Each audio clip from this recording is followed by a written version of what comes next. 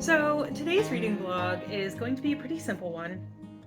I have an arc to read this month and I need your help keeping me on track with it because I am so bad at sticking to one book, reading things when I'm like supposed to, and anything that requires me to have any kind of commitment whatsoever when it comes to my reading.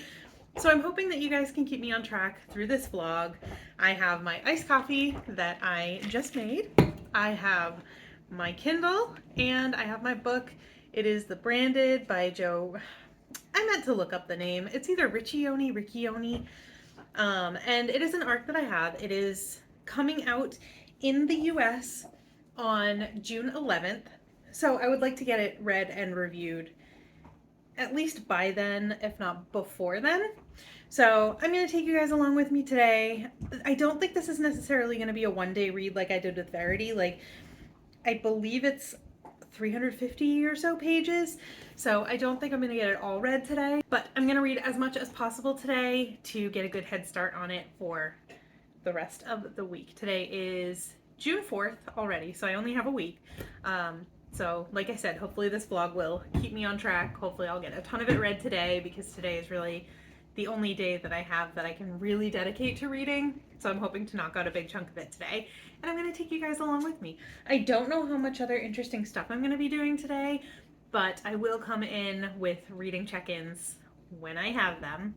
So if you're wondering what this book is about, I don't really remember. I read the synopsis in my TBR video, so I don't know much about this. All I remember from the synopsis that I do not have in front of me because I am ill prepared for everything in my life is that there are two sisters and they are part of the unbranded, which I believe is kind of like the higher class of this world. And they, for some reason, come into some sort of alliance or like whatever with a member of the branded class, which is the lower class. I think that is like very surface level. I don't even know if that's correct. So let me read some of this book, figure out what's going on, and then I'll come back with a little bit of a better summary for you. We have a sleepy dog. You're a sleepy dog.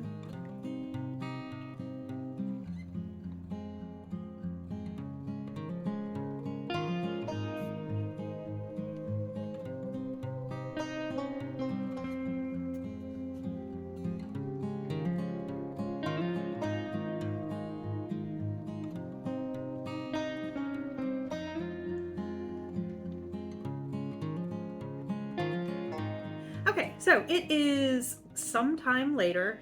And I had said, I believe, in one of my clips earlier that I didn't really have anything to do today. I had tons of time to read. It is now 2 o'clock. I actually ended up having like a ton of errands to run today. I had to go pick something up, then I had to go ship it. I had to get an oil change, I had to go to the jewelry store, and everything just ended up not taking super long, but just being very expensive. And I am super introverted. I love being home. I don't like going out and like driving around doing a bunch of things. So like I know that doesn't really sound like necessarily a lot of stuff, but it just kind of like made me tired. So when I got home, I tried to read. I ended up kind of like dozing off. So I'm only 6% in right now. I had some lunch, I drank some coffee. I should be a little bit more awake now, and I should be able to focus a little bit better. That is not the book's fault. So I'm going to get back to reading. I will check in again later. Like I said, I'm only 6%, so I still don't really have a good synopsis of what's happening.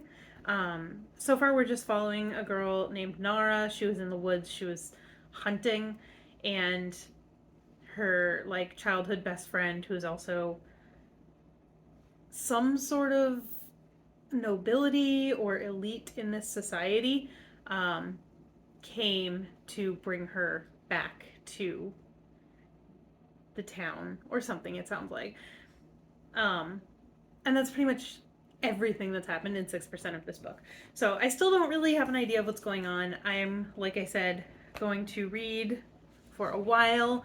I really wanted to get to 25% done today. I don't know if that's going to happen. Probably not. But I'm just going to read as much as I can. I'm going to give it like an hour or two, see where I get, and then I will come back. And hopefully by then I will have a little bit of a synopsis for you guys. I'm going to keep drinking water because I think I'm also a little dehydrated. But it doesn't help that the pup is just like over here sleeping in the corner. Don't mind all of the socks on the floor. Those are his favorite toy. So every time we get like a hole in a sock or something, we give it to him to play with. So old socks become his toys. That's why we don't just have dirty socks laying all around our house for no reason.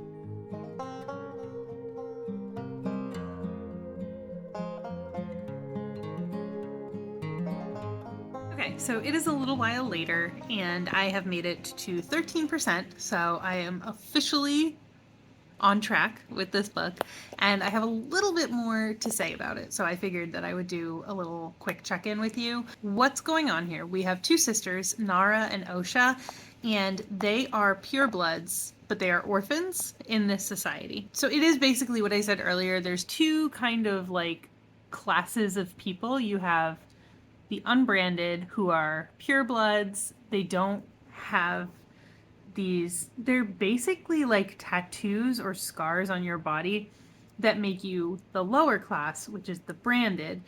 And the way you get these scars is there was this thing called the bloom, like a long time ago, and it was basically like an epidemic that went through, and like the people that got sick got these bluish, blackish tattoo-esque scars somewhere on their body. Some people have them on their faces, some people can hide them with clothes, like and also some people have them darker and some are more faint. So if you are branded, you're considered kind of impure.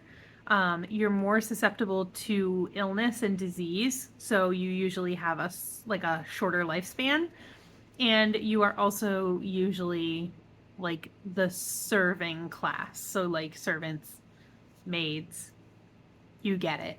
And then so our two main characters, Nara and Osha, are purebloods, but they are orphans, so like they're considered elite or noble or something, but they're not really because they're orphans, if that makes sense.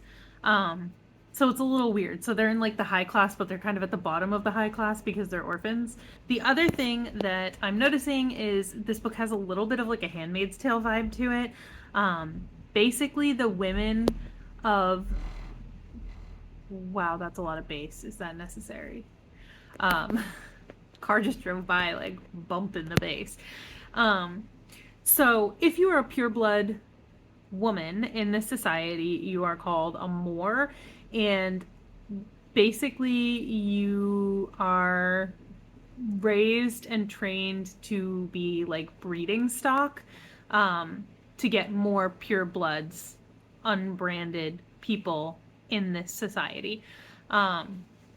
So our main character and her sister are in this like Moor school to be trained to become mothers, basically.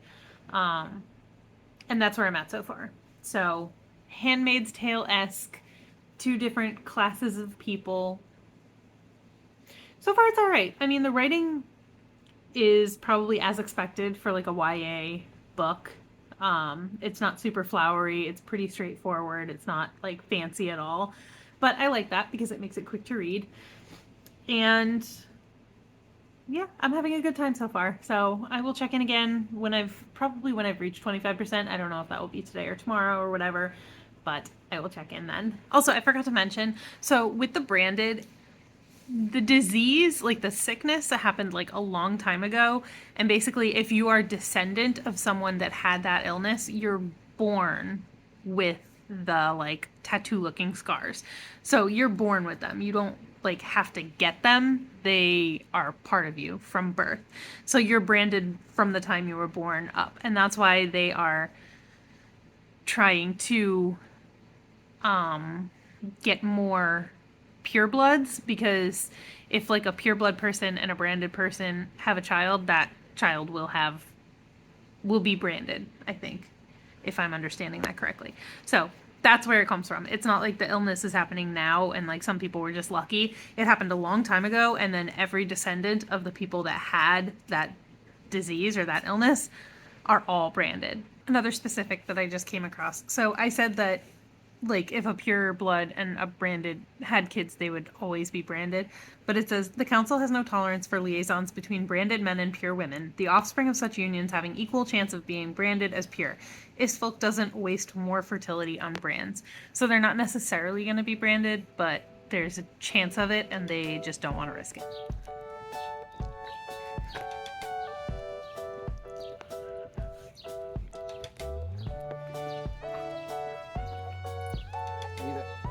Good boy.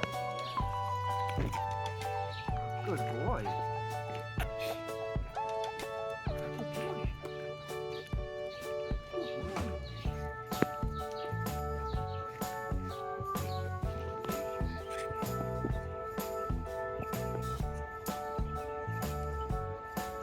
Hello, sirs.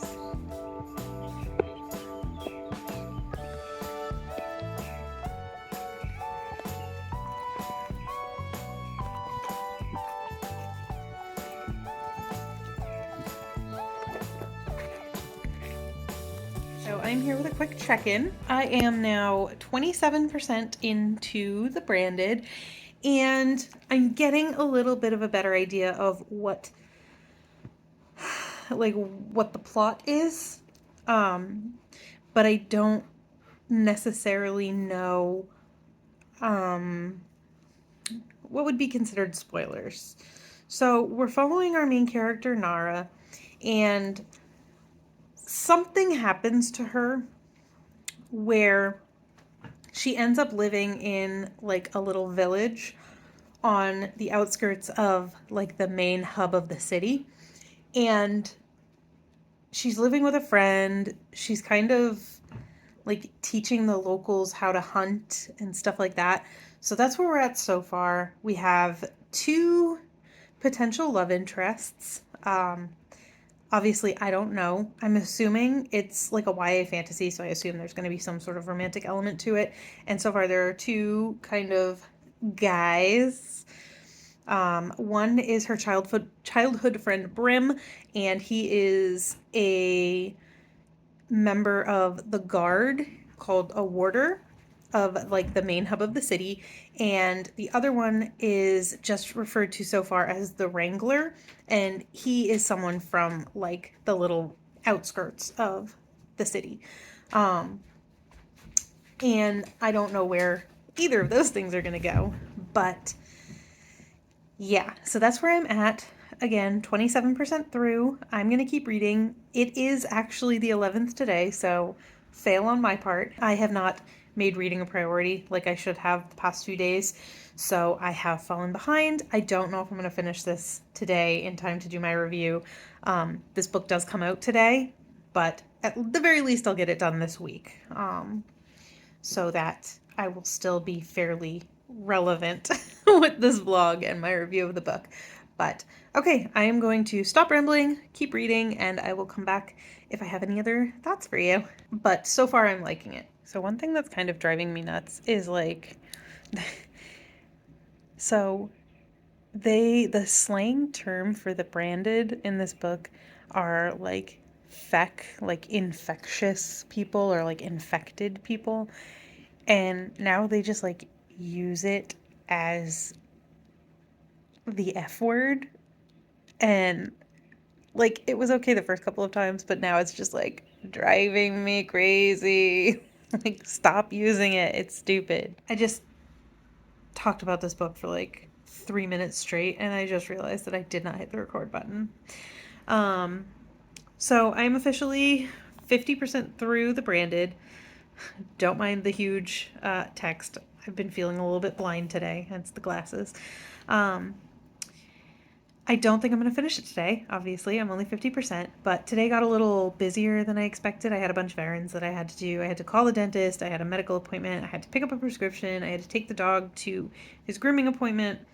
Um, and I also had the Bands of Mourning audiobook out from the library, and I had almost 2 hours left, and I only had 3 hours left before it got returned to the library.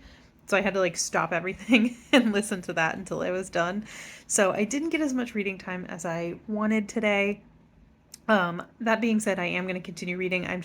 My husband's coming home from work soon, and it's always kind of a mad dash. Like, he gets home, we have to pick up the dog, then it's dinner, then it's like whatever. So I probably won't have time to update, but I will check in again like tomorrow or the next day when I have some more thoughts. I'm 50% through and I don't really have many thoughts. I'm enjoying it, but I guess the only thing that I really have to say, and like I said earlier, we have the two like potential love interests, Brim, the childhood friend, and the Wrangler. And Nara, our main character, when she interacts with the Wrangler, I feel like it's really weird because even from like their first interaction, she acted like she was treating him like she already knew him and didn't like him, but she had never met him before.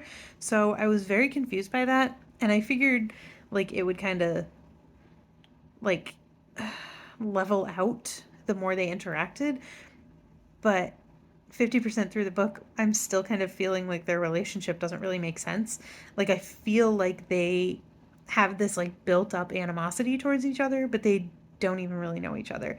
And up to a certain point, he was nothing but nice to her. So I don't know why she was so mean to him. Like, does that make sense?